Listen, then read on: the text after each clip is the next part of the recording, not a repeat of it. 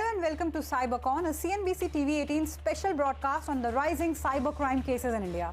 I'm Santya and with me is Archana Solanki.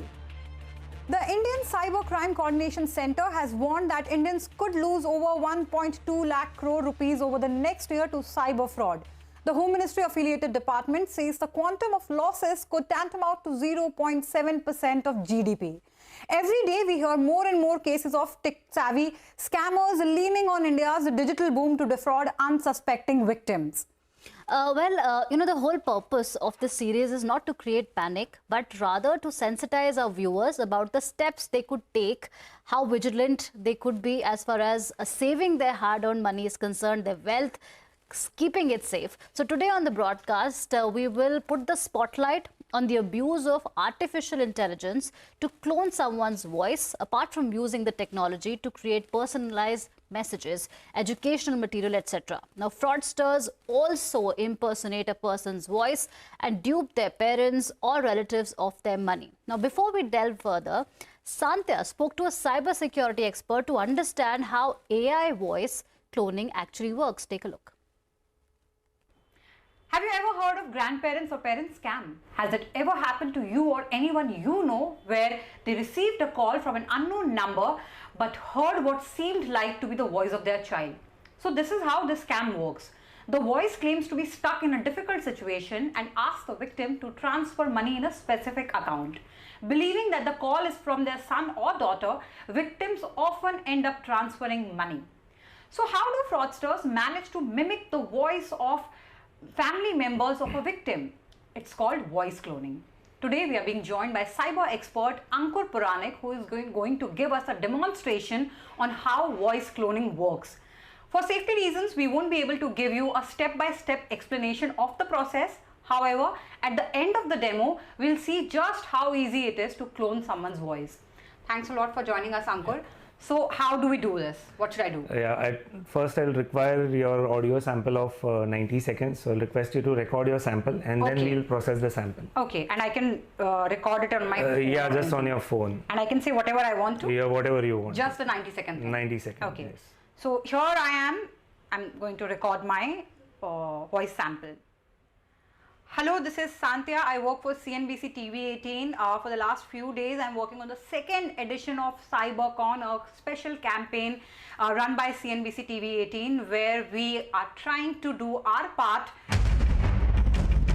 Right now, it's 1 minute 24 seconds, 25, 26, 27, 28, 29, 30.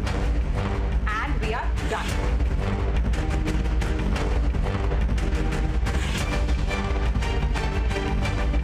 With this voice sample, now once you are done with the cloning part, you can make my voice, that voice sample, say whatever you want it to say, right? Okay. So there are some terms conditions that it asks you to accept. Okay. Yeah. Okay. We'll name it. So it asks, what tone will you talk in?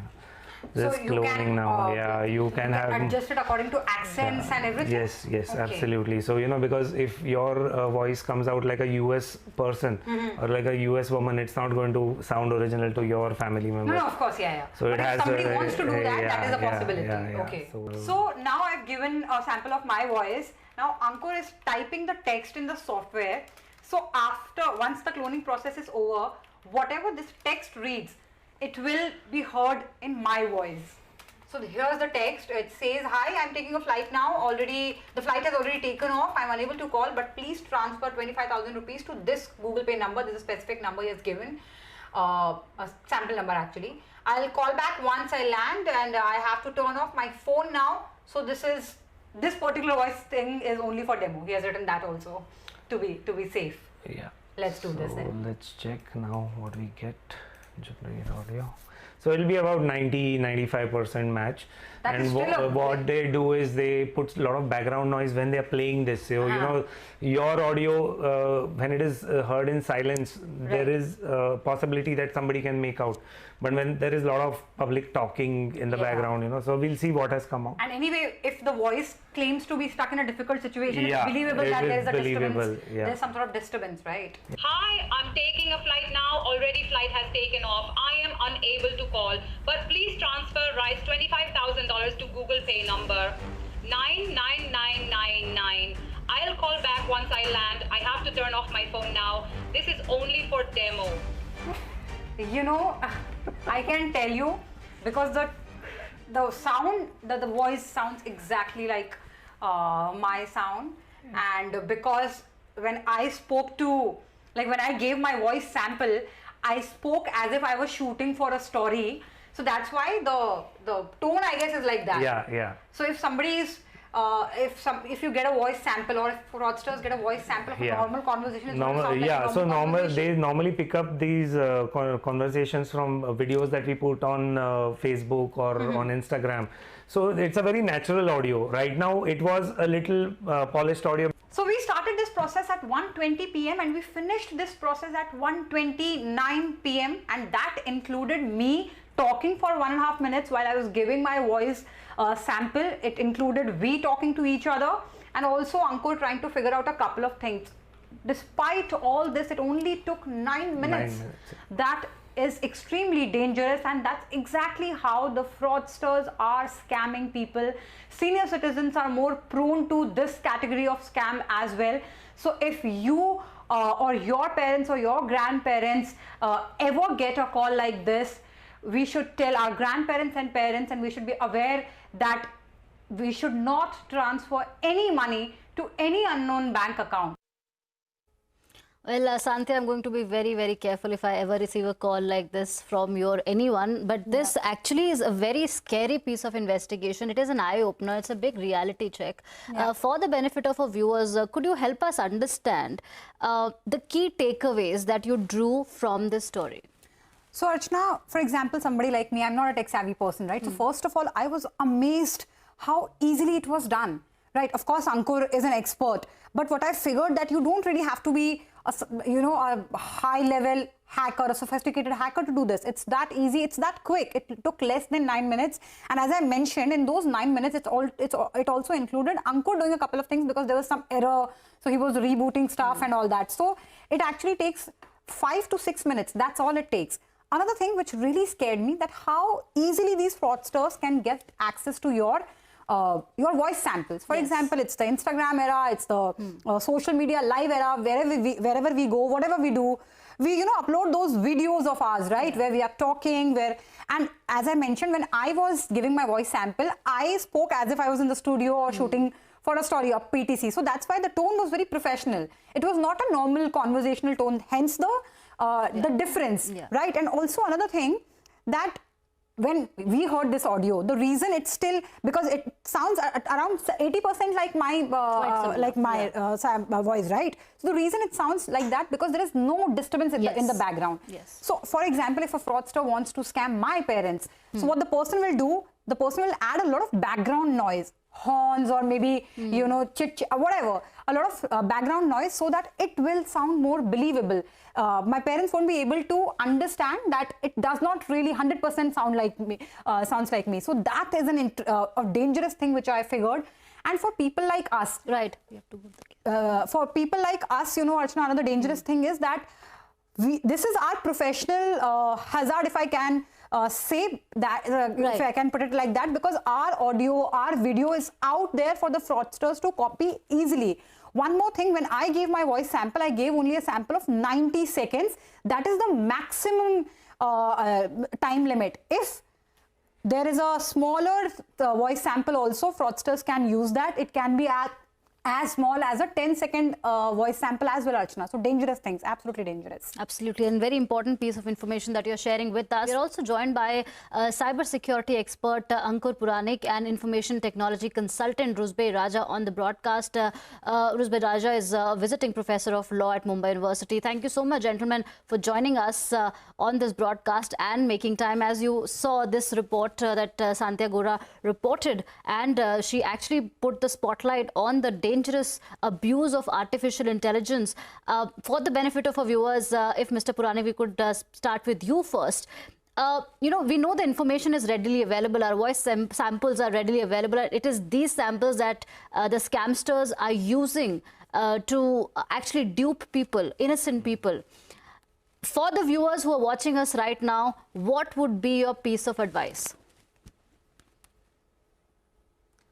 Yeah, so you saw how the entire process was. It was very simple and anyone can do it. Now, of course, we did it only for demo purposes, but we tend to put on a lot of content on social media which is public and it is easily available to these cyber criminals, and they can extract this audio clip what we recorded with Santia for around 90 seconds. So this is easily extractable from these videos, and that is exactly how they try to clone the voice, and the bigger the audio clip, the more accuracy towards the voice. So we normally take flights and we put status on Facebook and social media, I'm flying to so and so place. We are giving free information to the cyber criminals that my phone is going to be switched off for the next 1 hour or 2 hours, or if it's an international trip, maybe for 4 or 10 hours. And this is the exact thing what these cyber criminals take advantage of. They know your phone is going to be switched off. Even if your family members or friends are going to call you, you're not going to be reachable. And this is exactly what they do. And they know when to do this. So, we should try to restrict putting this information on social media. I know it feels good to tell people I'm traveling abroad or whatsoever, but you're putting yourself at a big risk. Secondly, always educate your family about such things, that if at all there is such call received from my end, you can have a code word which only you and your family members know about. So this code word can be exchanged to really make sure whether it is you or somebody else. And even we put this long clips of social media where our voice is very clear, and so a lot of these things are there which can even through a call. Now, if I want to take your voice, I'll just make an audio call to you, whether it be a wrong number or whatsoever. I'll just engage you in some conversation, like I had sent you this parcel and did you receive the parcel? And that much clip is also enough for me to extract the audio. So resources are many. It's about how we protect ourselves. So it is about you and your family getting educated about this, everyone being educated about how this cloning works, voice cloning works, and making them aware, and to have some protective means wherein you exchange some kind of code word before any transaction is processed or anything such is processed. Right, and these are some of the observations which we also made. We realized how easy it was. Mr. Raja, I would like to come to you. Your expertise is legal aspect of cybercrime. So when you deal with the victims of cyber fraud, how many cases, I'm just looking for an average figure, how many cases of voice cloning do you come across?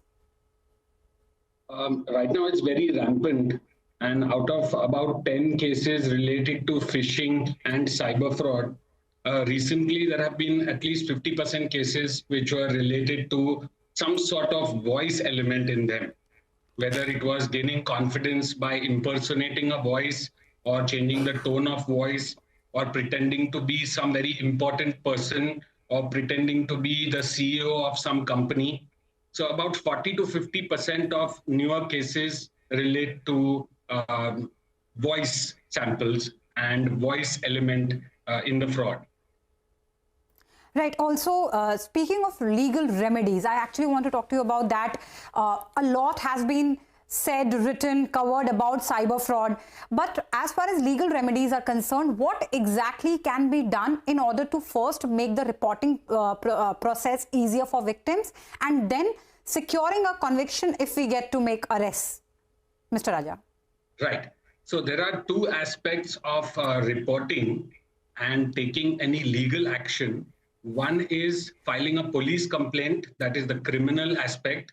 And the other is the actual recovery of money. If any money has been lost, or if any damage has been done, any monetary compensation is required. So that falls under the civil aspect of the Information Technology Act. The Information Technology Act covers both these aspects, but people don't know that the police and the investigating agencies will only help them to punish the criminals or the offenders. They won't really help to get back the money unless that person voluntarily gives the money. For getting back your money, there is a separate procedure for claiming compensation and damages. That is under the civil aspect, that is under Section 43 and the civil contraventions of the Information Technology Act. Right. Mr. Ankur Puranik, if I may come to you for the next question, have you observed a pattern here? Who do you think are the most vulnerable targets as far as these kind of scams are concerned? Because, imagine if you're getting a call from your loved one, and if, there's a sense of panic in their voice, or they're asking for immediate help, it's very obvious for anyone to fall prey to that. But have you observed a pattern? I mean, because you've seen in scams like FedEx scam that women were targets, or senior citizens were the most vulnerable. Or in this case, who do you think are the targets?